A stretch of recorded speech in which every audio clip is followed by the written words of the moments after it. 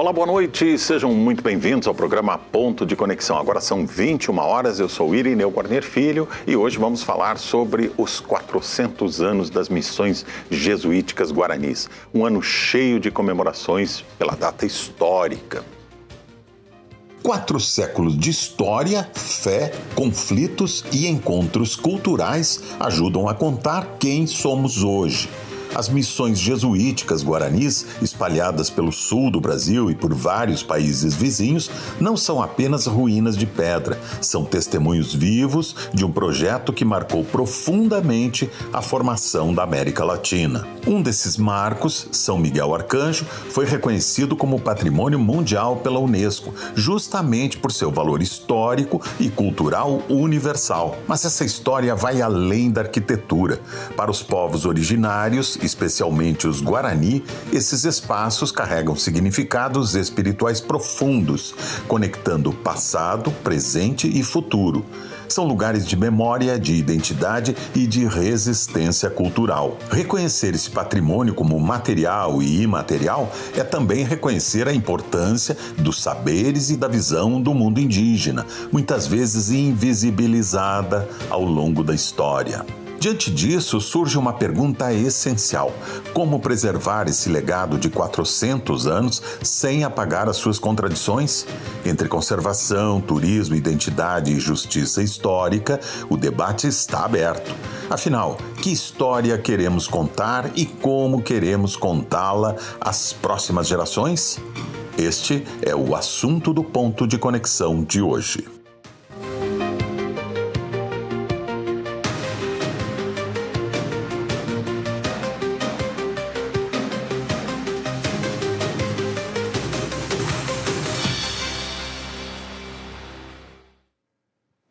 Eu lembro que estamos na TV aberta pelo canal 55.1 e no canal 511 da Claro TV.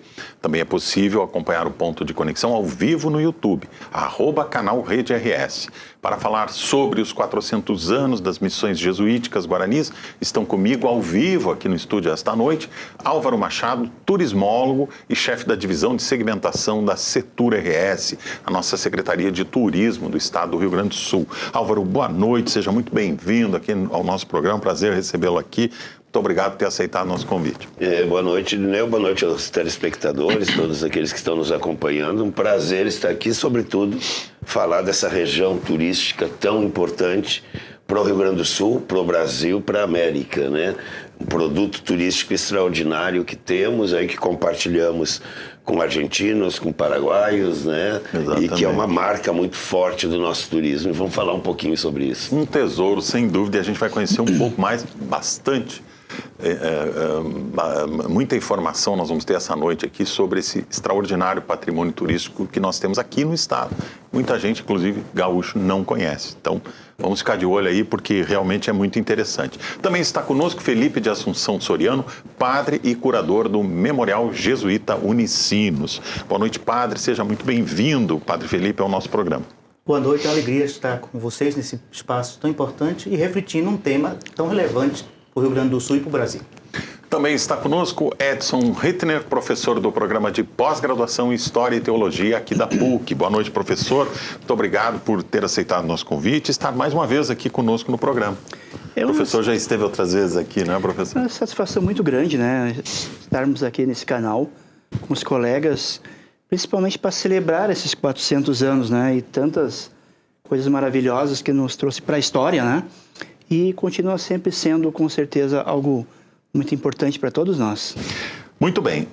Completa a nossa bancada presencial aqui, a nossa mesa presencial esta noite, o Rafael Passos, que é superintendente do IFANO-RS, o Instituto do Patrimônio Histórico e Artístico Nacional. Rafael, boa noite, seja muito bem-vindo também ao nosso programa. Obrigado, boa noite, Irineu, boa noite, colegas de bancada aqui, e cumprimentar todos e todas que estão nos ouvindo e tratar desse patrimônio, que é patrimônio cultural brasileiro, é patrimônio cultural mundial, né, a partir de 1983, né, e que depois nós vamos tratar, tem uma série de camadas de história, né, e de valorização do patrimônio cultural vivo, inclusive com o retorno da população guarani, né, como muito bem o vídeo trouxe, na sua provocação inicial. Muito bem. E também vai estar conosco de forma online esta noite, aqui no Ponto de Conexão, Alcindo Gomes Neto, que é sócio proprietário de vinícola. Ele fala com a gente direto de Ijuí, no noroeste do estado. Boa noite, doutor Alcindo. Seja muito bem-vindo aqui ao nosso programa. Prazer tê-lo aqui. O prazer é todo nosso. Boa noite a todos. Muito obrigado aí pelo convite. Muito honrado aí de estar participando dessa ilustre aí mesa aí, tá? Vamos aprender bastante hoje. Muito bem, eu vou começar fazendo uma rodada inicial aqui com os nossos convidados e depois a gente abre aí para uma conversa solta. Doutor Alcindo, entra aqui na conversa quando quiser, tá bem? Seu microfone está sempre aberto. Obrigado. Pode nos interromper, não tem problema. Está na sala aqui conosco no estúdio, tá bem? Álvaro, eu quero começar abordando o seguinte. Nós vamos ter aí, não temos um dia específico, até temos um dia específico agora em maio, né? Mas a ideia é que os 400 anos das missões sejam comemorados ao longo de todo o ano, né? Essas comemorações já começaram, o que já foi feito, o que vem por aí, como é que a Setur está abordando essa data tão importante? Como você mesmo disse, é um patrimônio aí reconhecido pelo mundo inteiro, né? Eu acho que é importante, né, antes de dar sequência a essa questão dos eventos em si, da programação, entender a importância da região das missões do ponto de vista turístico, né, do Rio Grande do Sul, como eu falei, né, de toda a região de abrangência, né, da influência jesuítica, guarani, né, ali naquela organização. E é interessante porque o Rio Grande do Sul, né, foi o primeiro estado do Brasil a ter uma organização territorial do ponto de vista turístico. Há muitos anos atrás, o estado trouxe pesquisadores mexicanos, né, que criaram uma estrutura, então, regionalizada de organização do turismo e dividiu o estado do Rio Grande do Sul em 9 zonas turísticas. Sim. Uma dessas zonas turísticas era a Zona das Missões, né, e já desde ali, então, se entendia a importância desse patrimônio da humanidade, né, que é São Miguel, né, a Catedral de São Miguel das Missões, e de toda a história, né, toda a história cultural oriunda, né, dessa experiência sócio-religiosa, educativa, criada ali. Não sei se posso falar assim, né? Sim, creio que sim, né? Então, esse espaço do território do Rio Grande do Sul tem um olhar muito especial do ponto de vista do poder público, da Secretaria de Turismo, enquanto a entidade pública responsável pelas políticas, pela capacitação, pela promoção dos destinos, né? Então, as missões sempre foi um tesouro que eu trabalho há mais de 30 anos no estado. Né, estou lá na Secretaria de Turismo desde o governo do Alceu Colares, né, para você ter uma ideia do tempo já que percorrido, né, nesse período. Sim. E sempre as missões, a imagem da Catedral de São Miguel, dos sinos, da cruz missioneira, do Guarani, do chimarrão missioneiro, quer dizer, isso sempre fez parte do imaginário turístico daquela região, né? E esse ano especificamente, então, na celebração desses 400 anos das missões, houve um investimento por parte do Estado de cerca de 50 milhões de reais para a promoção da região. Desses 50 milhões, em torno de 15 milhões focados em estruturação de alguns municípios, centros de visitante, melhora de museus, melhora de estruturas, né, para que se pudesse, então, estar apresentando esse grande produto, que para nós é um produto internacional e que não só nós o reconhecemos como um produto turístico para ser vendido para o mundo todo, mas também ali, né, a Embratur também, né, assim considera como um grande circuito internacional de turismo, né? E as missões é muito rica, né? Eu acho que no decorrer aí do programa a gente vai poder falar sobre toda essa herança que ficou da cultura guarani, né, e de quanto isso ainda é transformado em atrativo turístico, claro, né, como patrimônio material e imaterial que nós temos ali na região, né? Então, são uma série de eventos aí, já começou, nós já estamos há pouco tempo atrás realizamos um fan tour, que é uma viagem que se leva agentes para conhecer a região, para participar, experienciar, né, as atividades que nós temos lá. E temos ainda muita coisa aí pela frente, se Deus quiser. Vamos ter aí um ano muito rico e com bons resultados para a região do ponto de vista de desenvolvimento, afirmação do turismo regional. Com certeza. O Padre Felipe, antes de a gente começar o programa, que já nos deu uma aula ali na nossa antessala aqui sobre muito aí da cultura guarani, da cultura jesuítica e como essa civilização, pode-se dizer, funcionou por 200 anos, mais de 200 anos, né, Padre? Mas assim, o que o Padre lembrava também que talvez nós já estejamos mais avançados, talvez mais de 400 anos, é isso, Padre? A experiência das reduções, ela é antecedida pela experiência portuguesa, né? A criação dos conceitos, as rotinas, o jeito de trabalhar com os indígenas, o que funciona, né? Isso chegou antes dos jesuítas. Os jesuítas já estavam, sim. Já mas estavam. As reduções é um projeto espanhol. Uhum. Sim. Quando Filipe II assume a coroa de Portugal, então a Espanha cai na conta do potencial das reduções, do trabalho indígena. Então, aí, em 1606, começa as reduções do lado espanhol. Trabalho indígena, cordeamento. Então, tem uma fase portuguesa, onde os jesuítas aprendem as rotinas e as dinâmicas, e depois tem uma fase espanhola, porque a experiência com os indígenas muda a Companhia de Jesus, já desde o princípio. As constituições não contemplavam trabalho nas aldeias. Então, a companhia vai ter que aprender a viver nesse espaço a tal ponto que, no princípio, os melhores jesuítas não iam para o trabalho missioneiro. É depois dessa mudança que acontece, é aí que vai músicos, arquitetos. Então, as reduções, elas já nascem num novo momento que a Companhia de Jesus vive nesse processo. Então, não é somente transformar a realidade dos povos onde estão, mas a própria ordem dos jesuítas faz um processo de mudança interna profundo para poder atender os desafios da realidade. Sim. A gente vai falar mais sobre isso depois, também sobre o patrimônio imaterial, né, Padre? A gente fala muito das ruínas, fala muito de toda a estatuária, todas as esculturas, todo o material que existe, que é riquíssimo. Depois a gente vai ver um pouquinho aí, um exemplo do que o Memorial Unicinos preserva, mas temos também o patrimônio imaterial, né, professor Edson Rittner? É uma cultura que deixou um grande legado aí para o Estado. Sim. Levando em conta o que os colegas estão falando, né? O que o Ângelo falou, por exemplo, a importância da visibilidade, né? Do turismo para vermos através de outros ângulos, né? E o que eu estou percebendo, esses pontos, esses últimos anos está começando a acontecer isso que não acontecia no passado, né? Estão começando a se aproximar mais um pouco para ver o indígena, fazendo artesanato, né? Então, agora nesse grande projeto do governo do Estado, grande projeto Missões, tendo essa visibilidade das ruínas, né?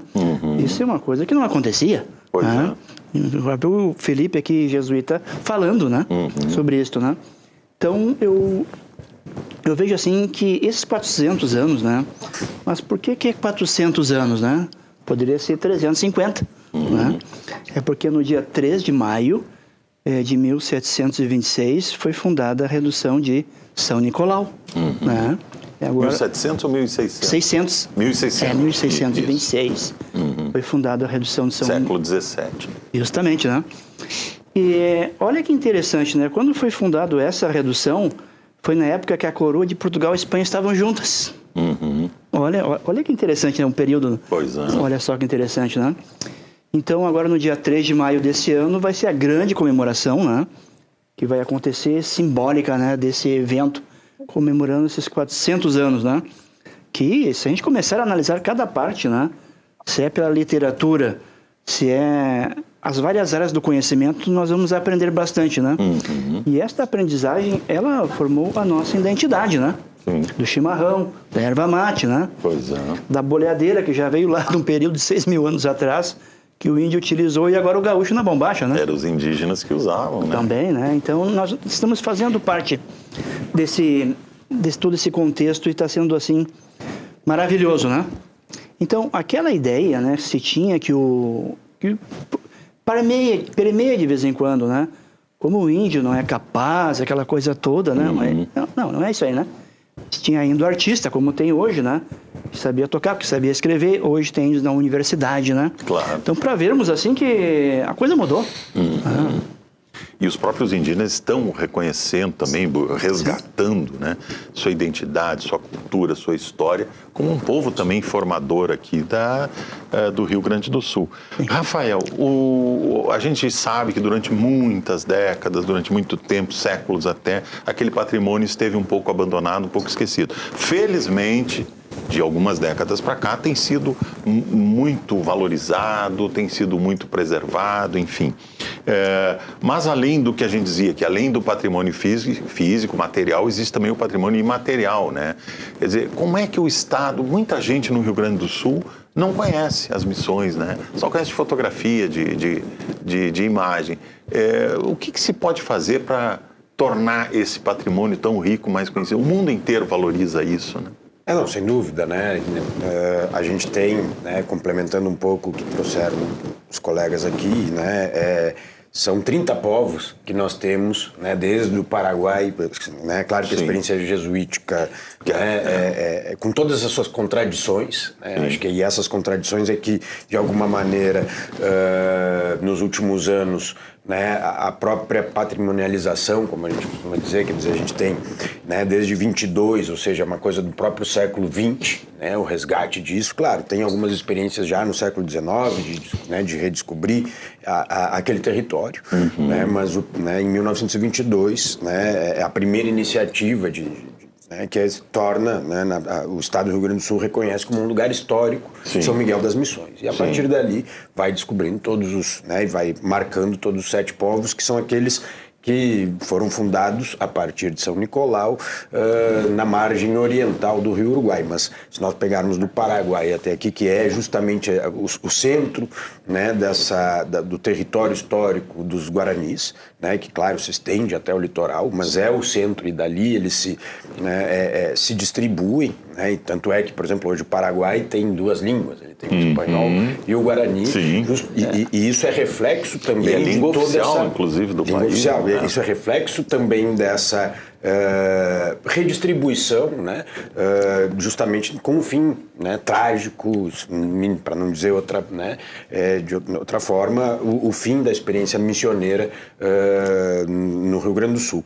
Né, em 1938, então, imagina, o IFAM foi criado em 1937 e em 1938 é tombado São Miguel, e depois as outras três que temos, São Lourenço, São João e São Nicolau, né, como patrimônio brasileiro. E em 1983, né, ele é reconhecido como patrimônio mundial. Então, e em 2012 se reconhece, né, o IFAM, aí vem a camada que eu digo né, do patrimônio imaterial, que é o reconhecimento, e justamente com o retorno dos Guaranis ao território de São Miguel, com a Tecoacoenju, que é a aldeia que está posta, né, que eles retomam lá, e a partir de uma demarcação né, do governo do estado à época, se reconhece então a Tava Guarani como eles reconhecem aquele espaço como um espaço sagrado, né, para eles até hoje.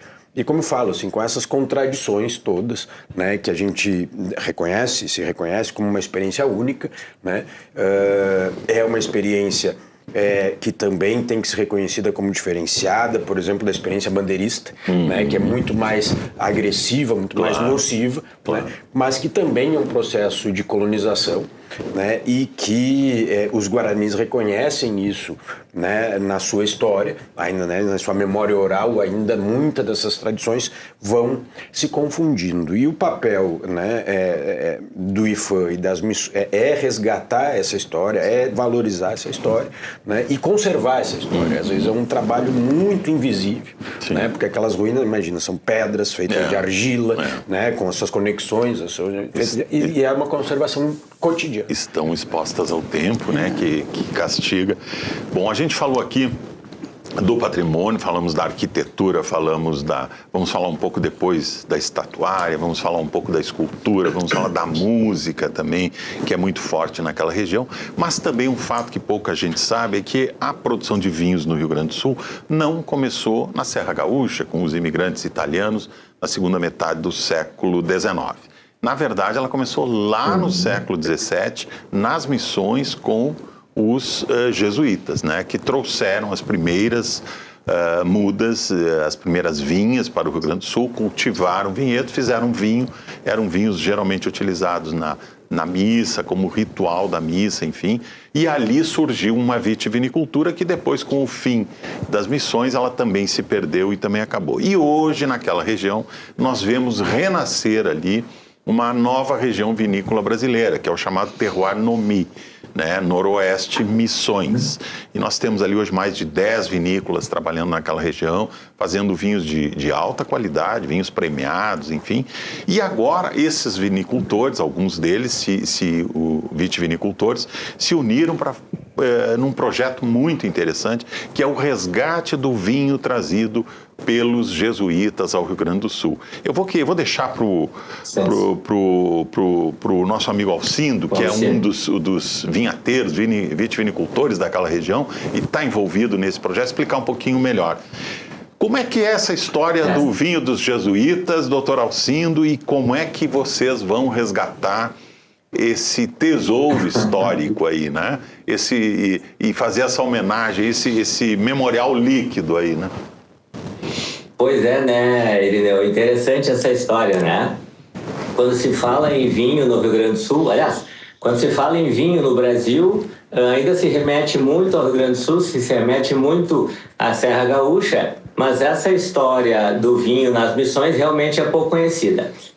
Não tem como falar sobre isso, Irineu, sem dar um pequeno à parte sobre a história da Vinícola Dom Carlos, né? Fique à vontade. A Vinícola Dom Carlos que é uma vinícola que está em Santo Ângelo desde o início dos anos 2000, né? Então essa Vinícola Dom Carlos, ela foi fundada pelo Carlos Boff, um italiano, né, um ítalo-brasileiro originário da Serra Gaúcha, né, que se instalou em Santo Ângelo e instalou o primeiro vinhedo e a vinícola nos anos 2000, tá? E ele começou a desenvolver o projeto dele e a nossa vinícola, que se chama Novos Caminhos, ela está intimamente ligada a esse projeto da Dom Carlos, né, desde os anos 2000. Nós estamos nesse projeto há aproximadamente 7 anos, tá? E conversando com o Carlos ao longo desse período, ele sempre explicitou a vontade de resgatar essa primeira uva que chegou no Rio Grande do Sul, através do padre Roque Gonzalez, né? Inclusive, óbvio, ali em São Nicolau, né? Em 1626.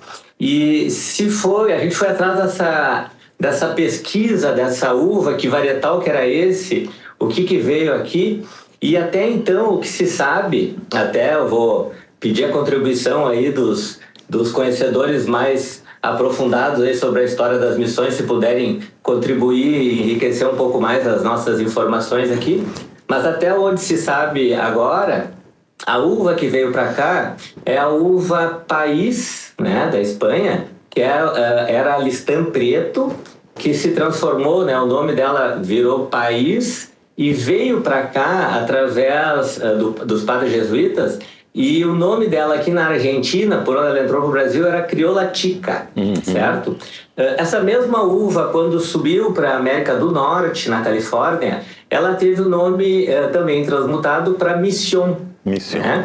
Então, para fazer o link então, dessa história das missões com essa história do caminho dessa uva, com essa história desses primeiros vinhedos, nós achamos justo pegar esse nome que está lá na Califórnia, de uva Mission, e trazer para cá, né? E, entre aspas, né, repatriar essa uva com este nome, né? Inclusive, Irineu, nós estamos em tratativas para ver se nós conseguimos batizar essa uva de uva missioneira. Certo? Sim. Em português, né? Sim. Então, acho que vai enriquecer ainda mais a história dela e o debate sobre ela e tal, né? E aí, assim, nós temos parceiros nesse trabalho de pesquisa vitivinícola, né? Que é a EPAGRE e a Embrapa. Sim. Né? A EPAGRE, ali na figura do Vinícius Cagliari, né? Já conseguiram, inclusive, através dos bancos de germoplasma da Embrapa, fazer as primeiras mudas. Olha. Então, nós já estamos com as primeiras mudas, exatamente, da uva, vamos dizer, então, missioneira, né? Certo? Já estão começando a ser multiplicadas, né? E é muito provável que agora até, provavelmente, a partir do segundo semestre, a gente já comece a plantar as primeiras. Olha aí. Né? Em quanto tempo nós poderemos ter o primeiro vinho de Mission 400 anos depois? Pois é, interessante.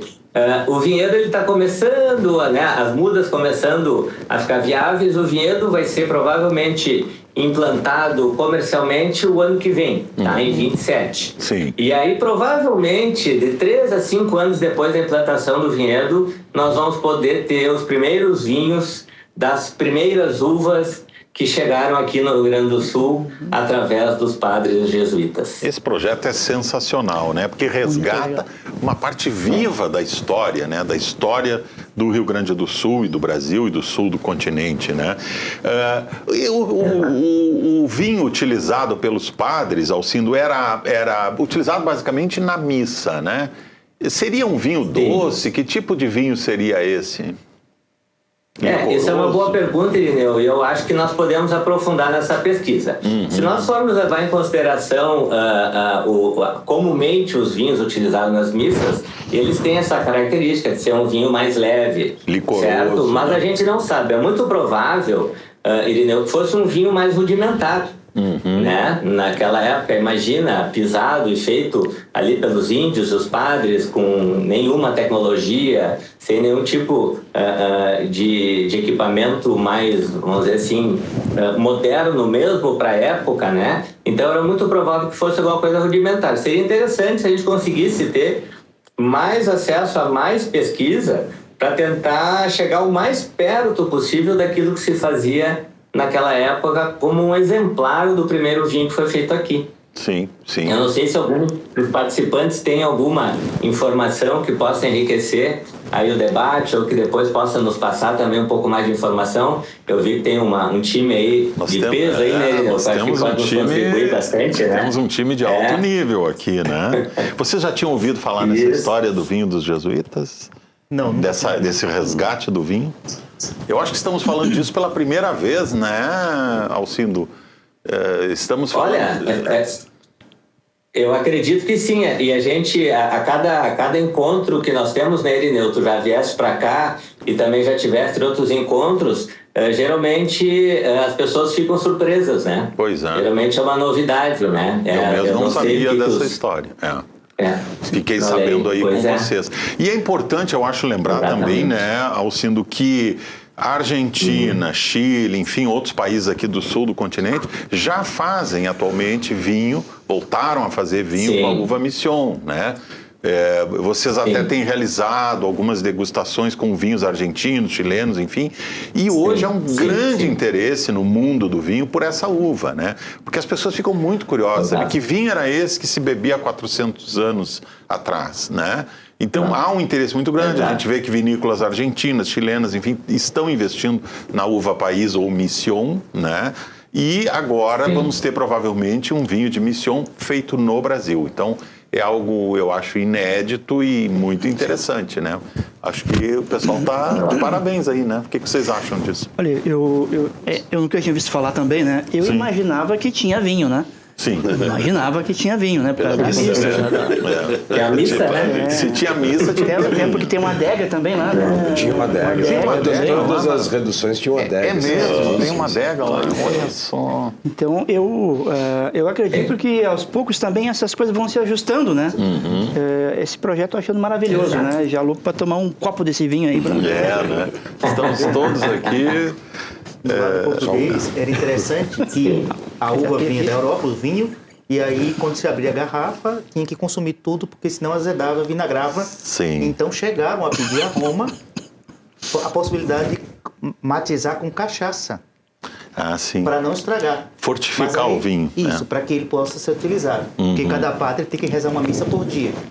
Né? E o Vaticano autorizava misturar cachaça? Não. Então, os portugueses tinham que dar um jeito de conservar esse vinho também. E não tinha sulfito, não tinha SO2, não tinha nada para conservar o vinho. Com reza sozinho não basta, né? E o importante, né, eu acho que do que foi colocado é a questão do terroir. Né? Quando a gente fala em gastronomia, e do turismo gastronômico como um todo, né? Essa ideia do produto oriundo de um terroir específico tem um volume, um peso em termos de promoção e de experimentação e do interesse, né? Que é extraordinário. Então nós temos um vinho produzido num terroir missioneiro, chamado de uma uva missioneira, é um produto extraordinário para a gente poder carregar aí ainda mais o nome das missões, né? Com certeza. Desse rótulo. Aliás, eu acho que o enoturismo já está se desenvolvendo aí na região, né, Alcindo? Vocês já têm muita visita, muita gente percorrendo a região, os apreciadores de vinho já estão procurando a região para conhecer os vinhos do terroir Nomi, não é? Sim, com certeza. Inclusive, nós estamos já em vias de finalização das formalizações da nossa associação dos produtores do terroir Nomi, né?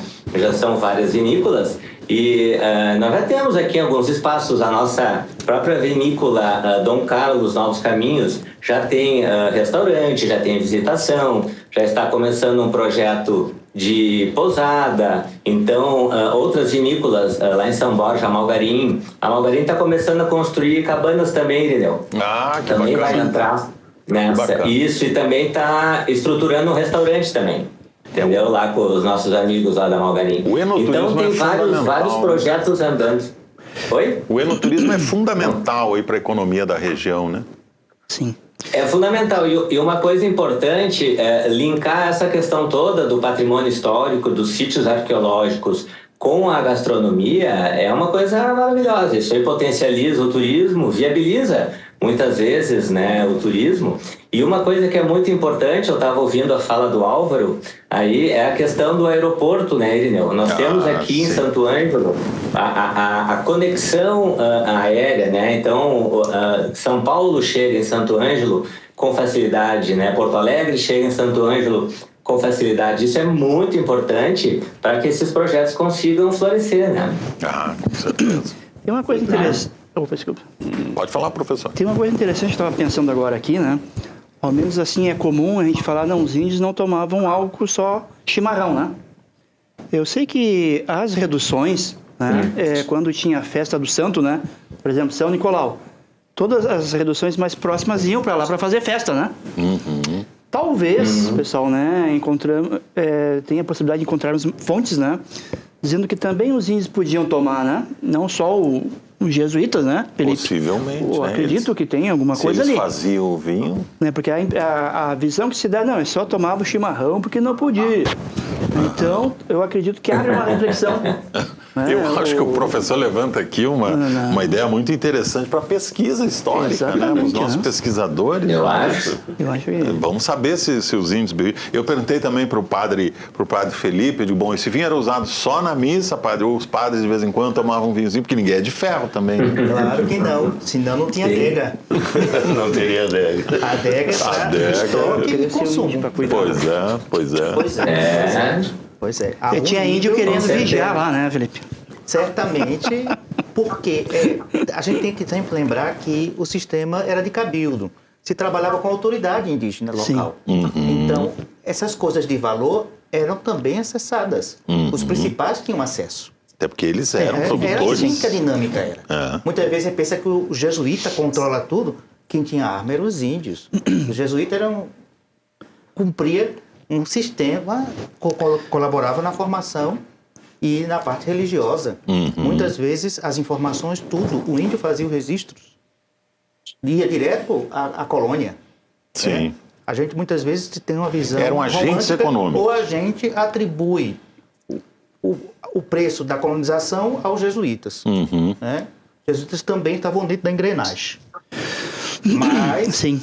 Os interesses algumas vezes caminham juntos, outras vezes separados. Mas eu acho que é melhor voltarmos para o vinho. Sim. Padre Felipe, diplomaticamente, vamos voltar a falar do vinho. Eu vejo que vocês têm uma preocupação aí muito grande, Alcindo, de caracterizar o produto dessa região, o vinho dessa região, buscar a identidade dele, né? Desde os rótulos, com as figuras lendárias da região, com as figuras míticas, Sim. com as figuras históricas, Sepete Araju, enfim, estão nos rótulos de vocês, né? E há uma busca muito grande assim, por essa identidade missioneira, né? Agora até no nome da uva, né? Exatamente. Não, e uma coisa, essa riqueza cultural, ela é uma fonte muito rica de criatividade, né, Irineu? Então, quando a gente vai fazer um rótulo, quando a gente tem uma uva, fica até relativamente fácil usar essa riqueza aqui, porque é muita coisa, né? São muitos nomes, muitas histórias, muitas paisagens. Então, isso é muito rico e a gente tem valorizado isso. Principalmente, eu vejo que quem usa mais esses rótulos relacionados às missões é a própria Vinícola Dom Carlos e a Malgarim. Inclusive, o nome de índios e muito interessante, os rótulos muito bonitos, tá? Uma coisa que eu acho importante a gente frisar aqui também, já que nós estamos falando do vinho, é a questão da qualidade desse terroir. Isso. Né? Então, será que essa região é uma região realmente viável para se plantar uva e se confeccionar, né, bons vinhos, né? E aí, então, veja, esse projeto do Carlos aí já agora com aproximadamente 26 anos, a Malgarim com mais tempo, né? Provou, né? Tu mesmo provaste, né, Irineu, os vinhos, né? Sim, fizemos que uma essa região, ela tem sim vocação para vinhedo. Tem sim terroir excelente para vinhedo, inclusive com algumas vantagens em relação a alguns terroirs clássicos do Brasil, né? Principalmente aqui do Rio Grande do Sul. Né? E falando um pouquinho da característica dessa uva Mission, essa uva é uma uva que ela vai obrigatoriamente derivar vinhos mais leves. Então, para fazer um termo de comparação, assim, seria um vinho tipo um Pinot Noir, vamos dizer assim, né? Uma coisa mais frutada e tal. Mas também ela vai permitir, pela alta acidez e a provável grande produção, que é uma uva que produz bastante, se produzir espumantes muito bons aqui. Olha só que beleza, um espumante de Mission. Maravilha. Isso, então se ouve muito falar sobre a vocação brasileira para espumantes, né? A vocação da Serra Gaúcha para espumantes, né? E nós estamos aí em vias de, em pouco tempo, ter aí uma espumante da uva missioneira, né? Que legal. Agora, vamos tentar resumir aqui, Alcido, que a gente tem só 2 minutos aqui desse bloco. Quais são as principais características dos vinhos dessa região? Eu já provei aí, participamos de uma degustação aí com vocês. Percebi claramente que, por exemplo, um Pinot Noir, um Merlot, um Cabernet dessa região são completamente diferentes dos Pinot, Merlot e Cabernet da Serra Gaúcha, da Campanha. Ou seja, o terroir tem uma identidade. Como é que vocês definiriam a identidade dos vinhos de vocês? Os nossos vinhos, nosso terroir aqui, ele é um terroir de sol, Irineu, é um terroir de calor, tá? E nós temos aqui na nossa região a maior amplitude térmica do Brasil. Então, nós temos uma possibilidade, né, de fazer grandes vinhos em função disso, né? A uva, ela se dá muito bem com essa amplitude térmica, para ela é muito interessante isso. E o sol, ele é muito importante para as maturações, né, maturação fenólicas e outras características que o vinhedo precisa. Então aqui os nossos vinhedos, eles são de sol, de calor. Nós podemos fazer aqui vinhos super encorpados. A nossa tendência, Irineu, é fazer vinho encorpado pelo sol, pela característica do sol. E quando a gente quer fazer algum produto mais leve, nós temos que lutar contra esse calor, né? Totalmente ao contrário do que acontece, por exemplo, com a Serra Gaúcha. Sim. Né? Então, aqui, essa nossa característica local aqui é sol e amplitude térmica. O pessoal fala nisso, né? Só Serra Gaúcha para espumante e tal, mas vocês estão fazendo bons espumantes aí, né? Quer dizer, não existe essa limitação, porque o clima é mais quente, o solo é argiloso, enfim, né? Não existe isso. Dá para fazer bom espumante aí nessa região também, né? Dá para fazer, com certeza. Isso depende muito do manejo do vinhedo. Já está mais que comprovado aí pelas várias vinícolas que estão por aqui, que é uma questão de adaptação de manejo, né? Não se faz a mesma coisa aqui que se faz na Serra Gaúcha, que se faz em outros locais. Tem que fazer uma adaptação de manejo, mas se consegue fazer produtos excelentes dominando esse manejo da videira. Uma outra informação, acho que é legal passar, Irineu, que a característica das vinícolas que estão aqui, elas são pequenas vinícolas. Então, nós temos uma característica de fazer um vinho com uma pegada mais artesanal. Então, são vinhos com menos aditivos químicos, vinhos menos artificiais, vamos dizer assim. E vinhos com escala menor. Então, talvez também essa é uma outra característica que está se criando por aqui, de se fazer vinhos autênticos, né? Sem tantos aditivos, sem tantos conservantes, né? Vinhos melhores, né? Mais ao perfil das pequenas vinícolas europeias. Essa é uma característica local aqui. Ah, isso é ótimo, muito bom. Doutor Alcindo Gomes, muito obrigado pela participação aqui no nosso programa. Desde já ficamos aqui ansiosos para provar os primeiros vinhos da uva Mission, e a gente tem uma ideia do vinho que se bebia nesta região 400 anos atrás e que foram os primeiros vinhos produzidos no Rio Grande do Sul. Acho que esse é um resgate histórico, cultural, enogastronômico da maior importância. Parabéns pelo desafio que vocês estão enfrentando e pela proposta que é muito interessante. Muito obrigado pela entrevista. Um abraço a todos os nossos amigos aí, vinicultores do Terroir Nomi. Entregarei a todos aí. Muito obrigado pela oportunidade e um abraço a todos aí da banca. Muito bem, e agora a gente vai fazer uma breve pausa aqui na nossa conversa. São 21 horas e 41 minutos. Em seguida voltamos falando mais sobre os 400 anos das missões jesuíticas guaranis. Já voltamos.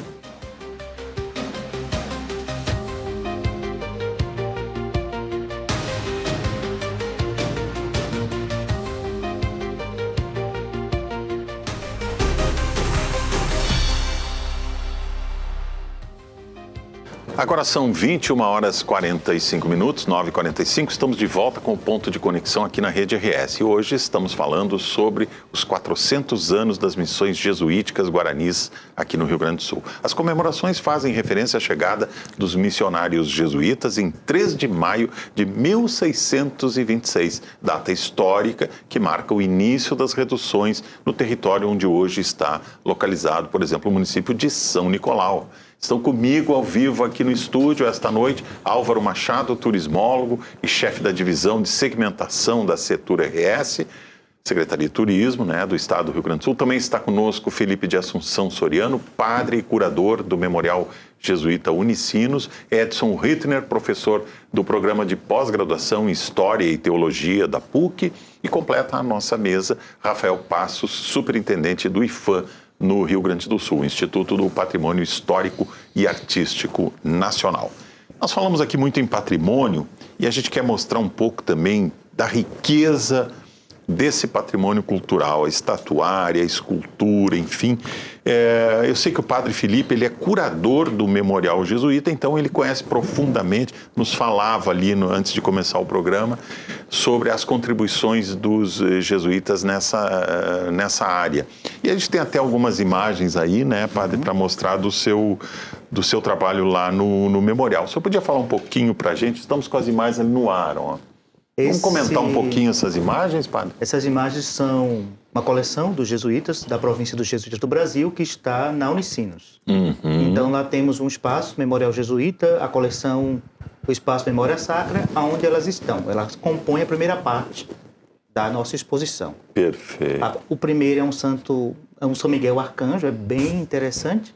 Essa aqui que está agora na tela é Nossa Senhora, Imaculada Conceição. A gente deu um nome em Guarani, ela chama Maria Tupanci.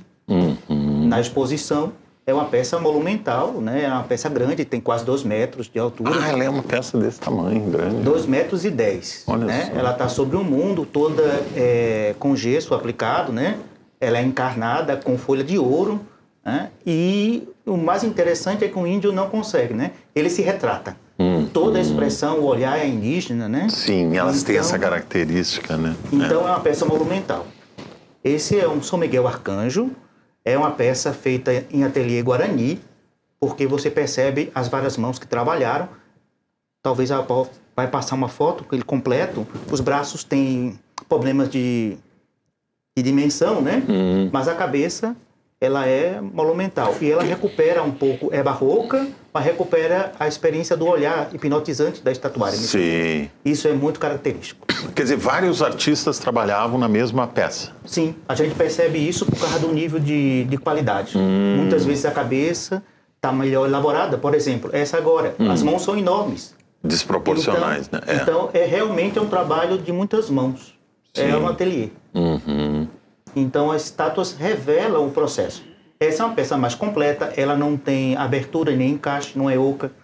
E são santos para procissão, para as festas votivas. São santos médios, medem mais ou menos 90, 1 metro. Sim. Esse é um Santo Antônio. Esse aqui é 1,90 m, é um Santo Inácio, fundador dos jesuítas, né? E é uma cabeça de encaixe, ela é de outra madeira. Aquela cabeça é encaixada no corpo. Os guaranis tinham dificuldade nessas peças, mãos, cabeças, e chegou um momento que os jesuítas muitas vezes conseguiam financiamento com o mate e compravam as peças. Então as peças que estavam sendo feitas aqui seguiam a mesma talha da Europa. Então os índios qualificavam suas peças comprando os números, mão 14, mão 17, para qualificar suas peças. Olha só. Então a estatuária que está sendo feita aqui não deve nada à Europa. Sim, sim. Então, realmente foi uma ateliê. E uma grande parte dessas estátuas era oca, né? As estátuas eram ocas. Por que isso, padre? Se falava que os padres utilizavam em apresentações teatrais e tal, mas parece que isso não é verdade, né? Não tem registro disso. Elas eram ocas. Esse Santo Inácio mesmo, ele é todo só a face frontal. Ele é todo oco atrás para diminuir o peso. É porque muitas vezes se confunde com o século XVIII com o fato do quinto das taxas que Portugal vai estabelecer, e os brasileiros, que somos muito criativos, davam um jeito de esconder o ouro para ter isenção desse imposto. Dentro da estátua. Mas não era o caso dos jesuítas um século antes. Não. O próprio diário do Padre Sepe é muito claro quando os índios perguntam para que dinheiro. Né? Era realmente uma sociedade coletiva onde a riqueza era partilhada. A riqueza era ser membro da... Pode-se dizer, padre, que foi uma experiência pioneira de socialismo no mundo ou não? Aqui tem as bases, aparecem as bases do socialismo e, de certa medida, o cooperativismo. Eu acho que é o conceito mais adequado. Né? Mas também ela traz outros elementos, porque é a lógica guarani que rege a vida social. A gente pensa... E ela é potencializada com os valores cristãos. Muito bem, a gente vai ver mais ainda, mais obras de arte aí produzidas pelos jesuítas, mas eu não queria perder esse gancho aí, né, Álvaro, que o Dr. Alcindo falou aí da questão da gastronomia da região, né? Hoje a gente sabe que dos principais atrativos de qualquer roteiro turístico é a gastronomia, é o vinho, enfim, né? E essa região deve ter coisas muito interessantes que só tem lá, né? Eu acho que quando essa questão da gastronomia, eu me lembro sempre quando eu estive presente falando numa mesa, né, em Gramado uma vez, exatamente sobre a questão de terroir, né, que antigamente, antes a gente quando fazia propaganda de gastronomia local, era aquelas mesas fartas, quanto mais bolo, mais fruta, mais carne, mais embutido se tinha, parecia que aquilo era a grande gastronomia, e hoje não. Sim. Né, a gastronomia hoje, o que a gente procura e o que o turista busca é exatamente a identidade local. Então essa busca da identidade é importante, né? Isso é um resgate que deve ser feito, com certeza, e que essas experiências como através dessa que o Rafael acabou de colocar, do Conecta, né? Que é exatamente trazer... Eu estive agora no final do ano também num evento chamado Sabores do Pampa, né, onde nós pegamos grandes chefes da culinária e que vêm exatamente tirar aquilo que há de melhor na região do ponto de vista gastronômico, né? E eu acho que é importante também, além dessa questão, a gente lembrar que o território das missões, ele tem uma aura espiritual muito forte até hoje, né, padre? Essa presença da espiritualidade, eu não sei se eu tenho um vídeo aí que mostra um pouco, né? Nós temos ali na região 2 roteiros importantes de caminhada. Porque às vezes a gente pensa assim, eu vou lá para as missões, vou visitar as ruínas, vou ver o som e luz, vou visitar o museu e o que eu tenho mais a fazer? A Catedral de Santo Ângelo é muito bonita. A Catedral Angelopolitana, né? O que eu tenho para fazer mais? Né? Então, tem esses roteiros aí, por exemplo, nós temos 2 trilhas de longo curso que tem lá nas missões. Uma se chama Caminho das Missões, que é uma trilha de caminhada de até 15 dias, né, que percorre o interior das missões. É mais ou menos como aquela caminhada de Santiago de Compostela. Exatamente. Ela lembra, ela é inclusive afiliada do Caminho de Santiago, né?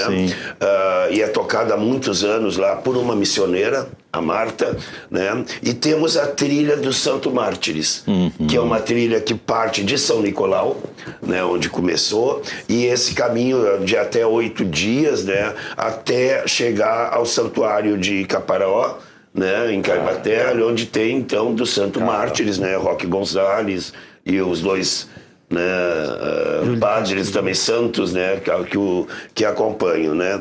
Então são maneiras diferentes de experimentar as missões, que fogem um pouco também só dessa visão do patrimônio material, né, mas que traz também esse patrimônio material composto pela gastronomia, composto pela espiritualidade, né, por essa integração com a cultura missioneira, e é importante que o gaúcho, sobretudo, entenda a importância de ter esse patrimônio aqui junto, né? Às vezes a gente fica procurando tanta coisa para ir e esquece de um patrimônio riquíssimo do ponto de vista arquitetônico, social, histórico, cultural, gastronômico, natural, né? E nós temos aqui, né, o nosso caminho aqui, né, de Santiago, né? Praticamente, né? Eu tive nos mesmos moldes, claro. Eu tive a felicidade de percorrer o caminho de Santiago há 10 anos atrás, né? Caminhar 31 dias lá. E é uma experiência extraordinária porque te coloca em contato direto com o território, com o ambiente, com a história ali muito próximo, né? Eu conheci um trecho que passava por Portugal, porque tem vários, né? Eu fiz o caminho francês, que é o mais tradicional, que o Paulo Coelho fez o livro, né? Que virou livro, né? Mas e eu acho que assim, a gente tem essa questão do patrimônio da humanidade que nós temos. O Rio Grande do Sul é um estado muito rico, né? E a gente tem aqui, por exemplo, falando em Unesco e no patrimônio, nós temos aqui o maior número de geoparques do Brasil. Né? São 3 geoparques homologados já no Rio Grande do Sul, temos mais 2 em construção. Eu quero deixar aqui, inclusive, uma sugestão para nós fazermos um programa sobre os geoparques gaúchos, né? A Quarta Colônia, os Caminhos dos Canyons, Caçapava, e estamos ainda na criação do Raízes de Pedra e do Vale do Rio Pardo. Olha a riqueza que a gente tem aí para abordar. Está anotada a pauta, porque certamente dá para fazer um programa muito interessante, inclusive trazendo as imagens desses lugares. Falando em gastronomia, Padre Felipe, os jesuítas trouxeram frutas que a gente não conhecia aqui, o Rio Grande do Sul não conhecia, né? Quais, por exemplo? Elas aparecem na arquitetura das igrejas, no barroco mestiço que eles colocavam. Isso também é registro. Claro que muitas vezes as nossas ruínas não permitem enxergar. A gente vê romã, vê o figo. O figo? Olha só, hoje também, é quase um símbolo, né, do nosso estado. Isso, está também presente. Só que isso não está sistematizado porque com a expulsão dos jesuítas, a documentação foi quase toda perdida. Né? As bibliotecas e tudo mais. A maçã também? A maçã também? Certamente, é um fruto europeu. Trazida pelos jesuítas. Eu acho que é o importante, por favor, né, Rafael. A gente conversava um pouco no intervalo, quer dizer, né, trazendo um pouco o que a gente conversava no primeiro, né, bloco, que é a questão do vinho, né, e esse resgate que se traz a partir da perspectiva de uma uva que se resgata dessa história larga, missioneira, larga no sentido territorial, né, se traz uma uva que tem um nome assim assado lá da Califórnia, etc, e traz para cá. Porque eu acho que o grande desafio de se pensar numa identidade missioneira a partir de uma perspectiva histórica né, diferente, por exemplo, né, do que a gente tem na Serra Gaúcha, que é uma história muito mais curta e viva, quer dizer, a gente não tem uma ruptura. Tem 150 anos só, é muito pouco. Ou seja, a ruptura, imagina a ruptura entre o fim da experiência, né, jesuítica em Guarani até a retomada desse território e do resgate dessa história. Nós estamos falando de um período maior do que 150 anos de imigração italiana e de uma história, então, que é interrompida e como o padre Soriano trazia, quer dizer, como é que a gente consegue descobrir? Através de uma figura aqui, de uma figura ali, a gente começa a resgatar de um pouco registro histórico escrito que restou. Então, claro que é fundamental, por exemplo, todo trabalho arqueológico que ainda é realizado nas missões, né, eles sempre vão trazer algum elo novo, né? Desculpe te interromper, Rafa, mas só para não perder, estão descobrindo novos sítios arqueológicos? Nós temos assim, na verdade, a gente tem todos os 7 povos, né? Ou seja, São Miguel, estão mapeados, né? Eles estão mapeados, mas, por exemplo, nós temos no caso de São Luís Gonzaga, de São Borja, Santo Ângelo, né? Por exemplo, nós temos cidades que foram instaladas exatamente sobre o sítio arqueológico. Então, isso é traz uma complexidade do ponto de vista da gestão desse patrimônio, porque em qualquer lugar hoje que tu escavar, porque essas cidades foram construídas ou foram sendo construídas antes mesmo dessa patrimonialização, de dizer, olha, isso aqui é um sítio arqueológico, e mais do que isso, de ter regras, né, que se estabelecesse, tem que, para fazer uma obra aqui, tem que se construir fazer em cima, Então, né? hoje a gente está retomando isso, e é claro que há por exemplo, alguns desses sítios a gente tem uma documentação mais farta nos seus projetos, etc. Sim. Mas outros a gente vai descobrindo aos poucos. Então, esse resgate, por exemplo, né, de a gente pensar de fato seja, por exemplo, uma gastronomia, são desafios imensos para a gente, né, claro que tem um debate, né, conceitual, que toda tradição, de alguma maneira, ela é invenção.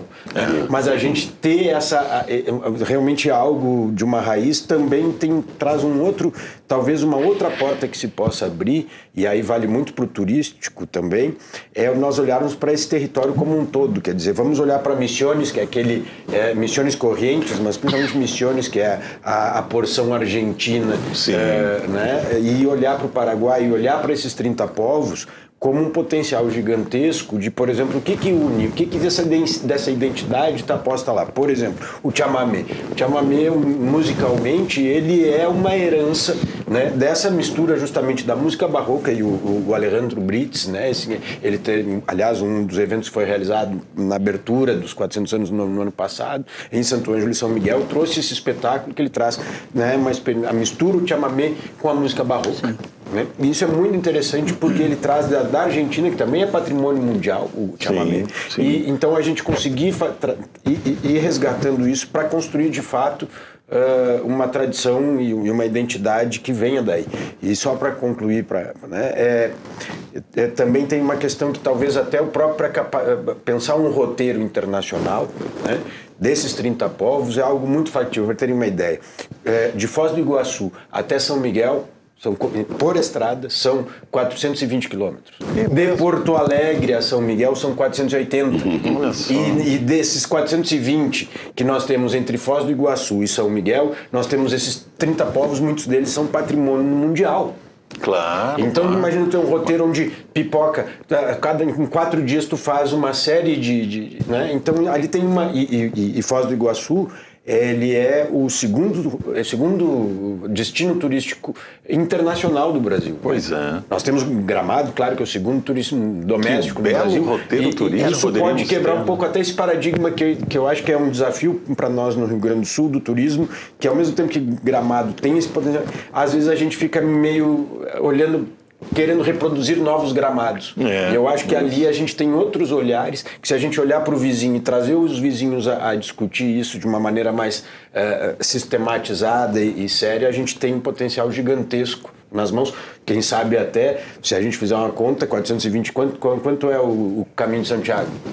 800, quase 900. 420, fazem 15, 20 dias. Olha, o caminho das missões é o que percorre mais ou menos 15 dias. Interessante. E que tu traz uma questão de um público. Isso está no plano de turismo da Argentina, por exemplo, elaborado em 2006 e revisado em 2016, e provavelmente devem estar revisando agora, que eles pegavam um percentual X, diziam, se a gente conseguir alcançar um percentual X do público das cataratas, a gente...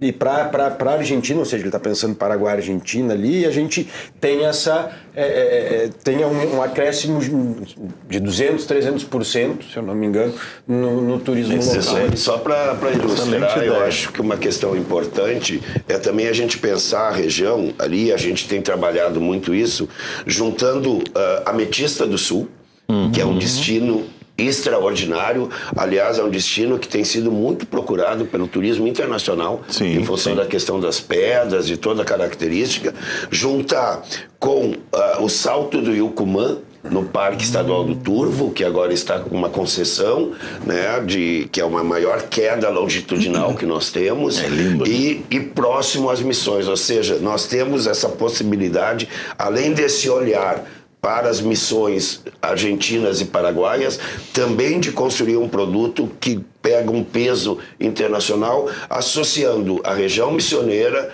com a Ametista do Sul e com o Salto do Yucumã. Ou seja, é um produto extraordinário que mistura cultura, história, aventura, natureza, né? E que tem esse apelo de um turismo internacional muito forte. Professor Edson, ainda falando em patrimônio histórico, como é que é a história daquele sino que o senhor descobriu lá? Está falando do sino de São Miguel? São Miguel. Na verdade, já estava lá, né? Já estava lá. Bom, tudo começou, e aliás, eu quero ressaltar aqui o trabalho do IFAM, né? Que é pela responsabilidade da manutenção, só da manutenção, né? Isso aí é muito grande. É uma peça extraordinária. E olha só como é importante as excursões, né? Eu fui em 84, lá de Camaquã, para fazer a excursão lá em São Miguel, né? 1984. Aí me chamou a atenção que aquela terra vermelha, né? Como é que planta aqui, né? Porque lá em Camaquã... aquele sino ali, né, professor? E me chamou a atenção já a terra vermelha, né? Porque lá em Camaquã é terra preta, né? Para arroz, né? Sim. Aí eu vi aquele sino lá e me chamou a atenção. E a literatura que eu via na época, cada livro dizia que ele tinha um peso, né? Mas isso leva alguns anos depois, na universidade, eu tive a oportunidade de entrar em contato com a Ana Meira, né? Que foi a antiga superintendente. E em diálogo com ela, né? Com as autorizações, a gente pediu para pesar o sino, né? E gravar o seu som e ver de que metal ele era feito, né? Pelo som dá para saber. Pela análise do metal, né? Então isso assim foi algo assim maravilhoso, né? E pelo que eu estou vendo, se esse não for o maior sino, é um dos maiores das 30 reduções, né? Das reduções. Então imagine só, pessoal, esse sino aí a 23 metros de altura, tocando, né? Pois é. Como é que é? É uma outra construção. E quanto ele pesa, professor? 910 quilos. Nossa, quase uma tonelada. Foi assim, a coisa assim. E aí a gente vê que tem todo né? um trabalho que eles tinham, né? De engenharia, de arquitetura, levantar quase uma tonelada, colocar lá na torre da igreja, sem guindaste, sem máquinas modernas, né? Quer dizer, eles tinham que ter toda uma tecnologia. É um imenso desafio, inclusive hoje. Né? Porque imagina que cada pedra daquelas, né? As ruínas são construídas com dois tipos de pedras. O arelito, né? São duas pedras da região, e a outra, né? Que é a pedra cupim, enfim, ou Itacuru, né? Que é uma pedra muito mais pesada, densa, né? Tanto que e as pedras chegam a pesar 50, 200, tem pedras que chegam a pesar certamente mais de 200 quilos. Né? Então, só o trabalho, por exemplo, por exemplo, a gente tem reconstituir pedaços de ruínas e para retomar, e a própria conservação, que eventualmente tem que tirar parte dessas pedras, refazer o seu rejunte, a sua argamassa. Né? Então, é um trabalho muito... Nós temos hoje ainda... Sim, acredito que seja o único superintendência do IFAM no Brasil que tem ainda 5 artífices servidores públicos, todos já acima dos 60. Né? E isso é um grande desafio que agora a gente, né, esses também são portadores dessa história e dessa técnica, né? E que a gente tem um desafio imenso de como trabalhar a partir de agora essa conservação, porque logo se aposentam. Então nós temos que pensar, por exemplo, em terceirizados. Então o trabalho que a gente está começando agora, e aí é uma parceria, e quero antes disso ressaltar, né, nós estamos aqui com professores que representam duas instituições, a PUC e a Unicinos, que, né, são das pioneiras, né, junto com a Universidade Federal, né, numa etapa também posterior, né, e lembrar Catafesto, num trabalho de antropologia e de arqueologia, mas hoje a gente está começando um trabalho junto da Universidade Federal de Pelotas, que tem um curso de conservação, além do curso de arquitetura e curso de arqueologia, ou seja, são 3 importantes né, campos do conhecimento fundamentais para tratar as missões, e a gente está fazendo um trabalho de formação de mão de obra, entre vários trabalhos que estão nessa parceria, de formação de mão de obra local, porque nós precisaremos contratar daqui a um tempo uma empresa terceirizada, mas que empresa terceirizada tem mão de obra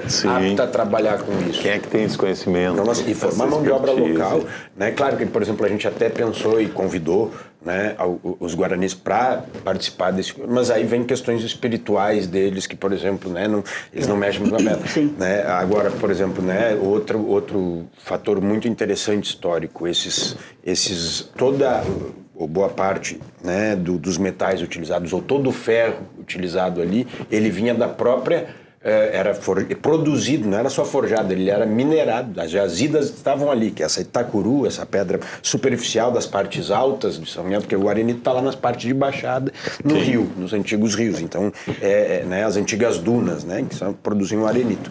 E em cima, então, tem o Itacuru, que é uma pedra com um alto grau de ferro, e eles faziam forja, São João, né? Tinha uma forja, tinham outras reduções que tinham, e jogavam aquelas pedras, e de lá eles tiravam o ferro dali para produzir as peças ali mesmo, né? Tudo era produzido ali, toda essa parte de metal tudo era produzido ali, né? e em outras partes, em períodos históricos parecidos, o ferro muitas vezes vinha da Europa, né? E naquele caso não, eles produziam um alimento. Isso foi o que me chamou mais a atenção na nossa conversa prévia aqui, né, professor? É que não só a fundição, né, mas até a matéria-prima, né, o ferro vinha dali mesmo e não da Europa. Eu sempre imaginei que isso viesse pronto da Europa e só instalado ali. Não, era tudo feito aqui, né? E olha que interessante, né? A história desse sino, né? Ele ficou 100 anos em Cruz Alta badalando. Cruz Alta.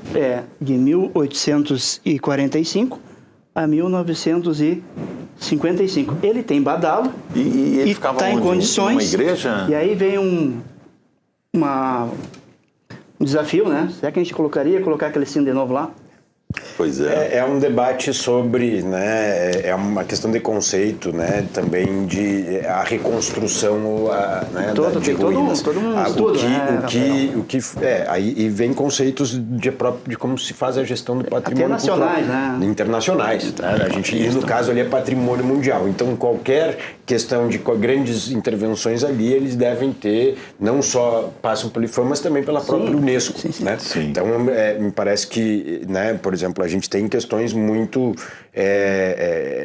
delicadas, inclusive da própria estrutura, assim. Se a gente, infelizmente, não tem, mas quando foi redescoberto São Miguel das Missões, aquela torre ela estava aberta, ela estava quase ruindo. Então todo o primeiro trabalho foi de reconstituir, né? Então se a gente não vê, mas tem partes dela ali que tem concreto armado dentro, ou seja, para proteger. E hoje um dos trabalhos que a gente faz, e agora a gente está começando com novas técnicas, buscando novas tecnologias, né? Mas há anos vem se mede a movimentação da igreja, né? Da ruína. Então sempre, qualquer intervenção, né, ela esbarra em duas questões, né?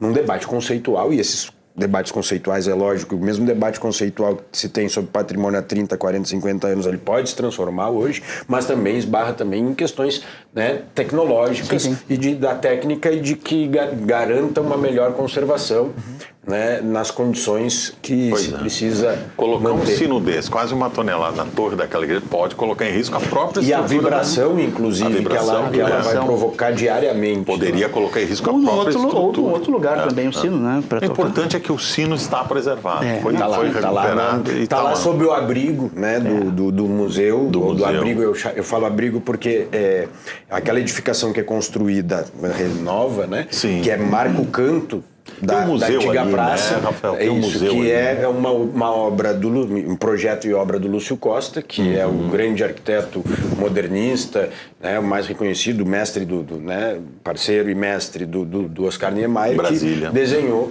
projetou Brasília. Ele projeta aquele museu e ele chama, na verdade, ele não projeta um museu, ele projeta um abrigo, porque quando chega naquele período tinha que resgatar peças, né? E são processos traumáticos, que muitas dessas imagens que nós temos hoje protegidas foram ser resgatadas e às vezes até apreendidas nas casas das pessoas.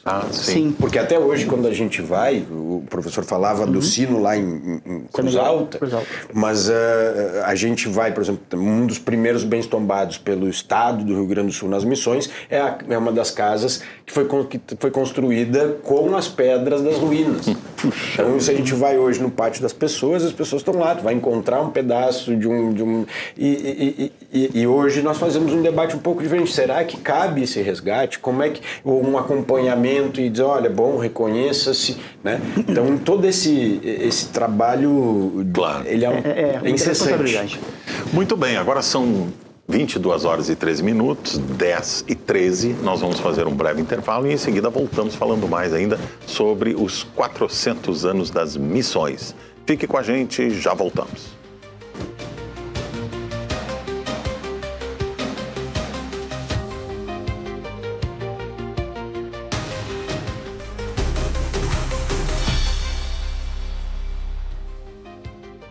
Agora são 10 horas e 17 minutos, estamos de volta com o último bloco do programa Ponto de Conexão aqui na Rede RS. E hoje estamos falando sobre os 400 anos das missões jesuíticas guaranis no Rio Grande do Sul. É muita história, são 4 séculos de história, é muita informação. É claro que a gente não vai esgotar o assunto no programa de hoje, mas a gente conseguiu ter aqui já uma boa ideia de quanto ainda precisamos aprender e saber mais sobre a nossa própria história, sobre esse legado e também conhecer e visitar essas reduções e essas ruínas que estão aí, que contam a história do nosso estado. Por exemplo, nós temos lá uma estátua de São Nicolau que é muito interessante, né, professor Edson Rittner? Vamos mostrar a estátua ali.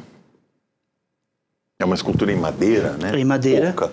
Essa não é oca. Ah, não é oca? Não. Eu vi o bracinho dele ali, parece que... Ele é encaixado ali. Ele é o encaixe da mão. Eram peças encaixadas. Sim. Ah, sim, sim. O Felipe comentou por que ela era oca, né? Uma pelo peso, outra para não rachar, né? Sim. E tem alguns casos das peças grandes que chegavam até a fazer algum teatro, alguém falando lá dentro. Então isso existiu? Segundo... E que tamanho tem, que altura tem essa estátua, ela professor? tem 1,20 m, né? Então, essa escultura, ela foi roubada, né? São Nicolau, da paróquia, né? Em 1980. Deixaram já a porta aberta da igreja, né? E, como o rancho também aconteceria, né? A pessoa está fechada, rompe. Sim. Então, roubaram ela. E quando eu encontrei essa escultura lá em Santa Maria, eu vi que era missioneira, né? E vi que também, pela identidade dela, que tem um estudo para saber que santo é. Podia ser São Pedro, podia ser outro, né? Não tinha uma inscrição na estátua dizendo... Porque a inscrição é o hábito. É o hábito. É o hábito, o jeito de se vestir, é identificado, né, pelo hábito. Sim. E eu encontrei outras referências também, né? E tanto da tradição da Igreja Católica, né? Porque todos são canônicos também, né? Sim, todos são registros, né? Bom, nós descobrimos em Santa Maria, depois de um ano, em contato com o IFAM, com a Juliana Erpen, né? Foi uma relação maravilhosa. Também estava a Raquel lá de... REC, né? Arqueóloga. E a comunidade, né? Porque a comunidade também reconheceu que era a mesma que tinha saído de lá. Sim. Porque lá pelas tantas a gente coloca em jogo tudo, né? Que uma verdade leva a outra, né? Muito bem. Depois fizemos tomografia nela, né? Para ver mais detalhes. Ela tinha cravos, né? Ainda na cabeça que tinham colocado. Aí era pregos, né? A gurizada colocou. Olha só. E tinha uma parte de baixo que ela estava queimada, né? Que poderia ser queimada depois. Ou por que algumas esculturas, elas às vezes estão queimadas embaixo?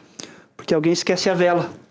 Né? Então, em geral, acontece muito, né? A vela cai sobre Cai, a só, escultura. alguém esquece, né? É de madeira. Sim, então esse São Nicolau é o nome que deu, né? Ou outras esculturas também que vieram, que deu o nome dessa redução de São Nicolau, que está completando 400 anos.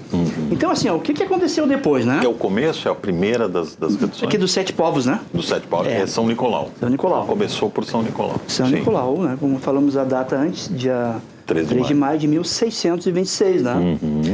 Então, olha que cuidado que teve que ter, né? Junto com o IFAM, a Ana Meira, a Juliana Erpen, né? Parabéns pelo trabalho dela. Nós fomos ver as condições da igreja, se tinha condições de abrigar, né? Porque uma peça dessa foi a RBS, saiu 3, 4 vezes, né? Foi uma festa do povo, né? Imagina roubar de novo. Ah, pois é. Não ia pegar bem, né? Então, eles viram todas as condições da igreja, mandaram pedir reformas para depois, oficialmente, né, essa escultura... Tinha que ter segurança, né? Então... E hoje está lá e está preservado. Está lá e está preservado. Muito bem Coberta, protegida. Né? Dentro da igreja, com as outras que estão ali, né? Que já tinham, né? Sim. Então, tá... O padre Felipe Soriano, ele estuda muito aí a correspondência dos jesuítas, né, padre? E ele nos contava que antes de iniciar o programa, eu achei muito interessante isso, quero trazer essa história de volta. Como é que é aquela história, padre, da desavença das mulheres, das indígenas, com os padres e não os homens? Por que as mulheres acabavam brigando com os padres? Na correspondência é muito presente situações mais do lado português, né? Os jesuítas tentaram mexer nos costumes indígenas, né? E o grupo que guardava as tradições e as práticas era o feminino. Então, na correspondência aparece muito a autoridade dessas velhas ou anciãs questionadas pela a novidade do missionário. Mas, claro, isso é um processo, porque o padre tem que arrumar o seu lugar dentro da aldeia. Então, como construir esse lugar? Quando a gente vê a correspondência do lado português, a gente vê esse processo. Porque os vínculos passavam pelo matrimônio. O padre não casava. Então, o lugar da igreja não era dentro da aldeia, era fora. Os principais, os pajés, colocavam a área da igreja fora do aldeamento. Sim. Então, tudo isso, até chegar ao complexo urbano que é as reduções, né? Eu acho que nos ajuda muito a entender como é que foi esse diálogo. Esse diálogo nem que é sempre... continuado, Então, que é... então nem essas sempre... correspondências, então essas correspondências seriam anteriores às reduções mais... às edificações, Toda a às segunda urbanizações. metade do século XVI, entre acertos e erros, se cria um negócio, vamos dizer assim, para que no século seguinte as reduções dê certo. Então, E nem aí sempre a vai os melhores convivência era jesuítas. pacífica, padre. Não. Havia Sim. alguns atritos. Sim. Agora, é importante dizer que toda a dinâmica era a partir do convencimento e atrair o índio. Muitas vezes, nós temos no lado português, o Nóbrega acabou de chegar, já sabe que os melhores índios são os guaranis. Por que isso, padre? Por que eles preferiram trabalhar com os guaranis e não com os tupinambás, com as outras tribos? Os guaranis pareciam ser monogâmicos, haviam habilidade às artes, os guaranis já tinham sido introduzidos à agricultura. Os tupinambás, não. Então, o Nóbrega tem tanta percepção que o futuro da companhia passa pelos guaranis que já em 54 já tem delegação de guaranis que vem à Bahia pedindo que os jesuítas vão ao Paraguai. Mas o Tratado de Tordesilhas impede isso. Então tinha guaranis que iam à Bahia, já estavam na Bahia. Rodavam toda essa região. Rodavam toda a região. E aí aparece isso claramente. Nóbrega decide criar São Paulo. São Paulo é criada para ser o anteposto das missões. Isso está na correspondência. Porque não podemos passar por causa do Tratado de Tordesilhas. Entreposto de quê? Os guaranis e o litoral. E lá na Então, Bahia eles tinham outro nome, né? Que eram os carijós. Na né? correspondência, muitas vezes um pesquisador não treinado vai encontrar carijós. Carijós são os guaranis. São os guaranis da Bahia. A gente sabe a diferença, então o primeiro nome que eles deram aos guaranis são carijós. E os tupinambás eram antropófagos, né? Eles... Não só, mas não porque Era Sim, um rito, vamos né? explicar. Era um rito... Era um rito entre inimigos. Tem que... Uma ritual. coisa, padre, não sei se dá para a gente fazer essa ligação, essa questão das anciãs, né? Um dos patrimônios mais importantes que a gente vê lá nas missões são as benzedeiras. Sim. Até hoje. Né? Então, quando a gente vai, por exemplo, que a gente vai a feiras de turismo, onde a região das missões está presente, a gente leva algumas benzedeiras. Sim. E as filas que se formam para receber essa bênção ali, e são sempre senhoras, né, guaranis da região. das comunidades, né, que vão e que mantêm essa tradição viva até hoje. E né? é um Eu acho que saber deve ancestral, ter essa ligação, né? exatamente, com essa força da mulher, né, dentro de todo esse processo. Né? A gente não pode esquecer que a estratégia dos jesuítas era a festa. Toda semana tinha procissão festiva. Sim. Então, todo dia o Padre Sepe coloca em diário, todo dia à tarde o pessoal se senta na praça com as gaitas, com os violinos, e dançam e cantam. As crianças correm livre. De fato, os jesuítas conseguiram transcrever no espaço da redução uma grande expectativa que os guaranis tinham. Porque esses grupos hominídeos estão migrando da Amazônia para o litoral em busca da terra sem males. As reduções, então, se tornaram um lugar concreto. Eles tinham no imaginário deles essa ideia de uma terra sem males. Na aldeia eles tinham proteína animal todos os dias, eles tinham um lugar seguro para criar seus filhos. Todos nós queremos isso. Um lugar tranquilo para viver.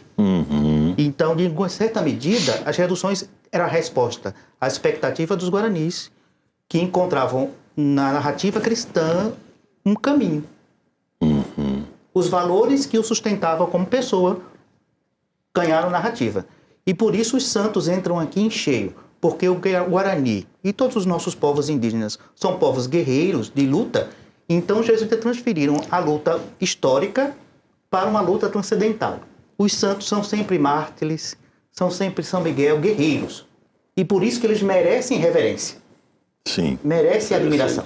Então, foi muito hábil a construção desse diálogo cultural. Então, o índio se via representado naquilo que estava diante dele. E uma pergunta que tu falavas numa das imagens que apareceu de Nossa Senhora, tu deste tu falou a Tupãnci.